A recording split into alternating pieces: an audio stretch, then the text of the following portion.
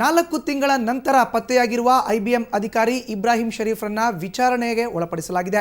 ಒಡಿಶಾದಲ್ಲಿ ಪತ್ತೆಯಾಗಿರುವ ಇಬ್ರಾಹಿಂ ಅವರನ್ನ ಅಲ್ಲಿ ಪೊಲೀಸರು ವಿಚಾರಣೆ ನಡೆಸುತ್ತಿದ್ದಾರೆ. ಕಳೆದ 124 ದಿನಗಳ ಹಿಂದೆ ಇಬ್ರಾಹಿಂ ನಾಪತ್ತೆಯಾಗಿದ್ರು. ಬಳ್ಳಾರಿ ಮೂಲದವರಾದ ಅವರು ನಾಪತ್ತೆಯಾಗಿರೋದು ಮನೆಯವರಲ್ಲಿ ಆತಂಕವನ್ನು ಉಂಟು ಮಾಡಿತು. ಆದರೆ ನಿನ್ನೆ ಬೆಳಗ್ಗೆ ಅವರು ಪತ್ತೆಯಾಗಿದ್ದಾರೆ. ಅವರ ತಂದೆ ಒಡಿಶಾಗೆ ತೆರಳಿದ್ದು ವಿಚಾರಣೆ ನಂತರವೇ ನಾಪತ್ತೆ ಪ್ರಕರಣ ಬಯಲಾಗಲಿದೆ.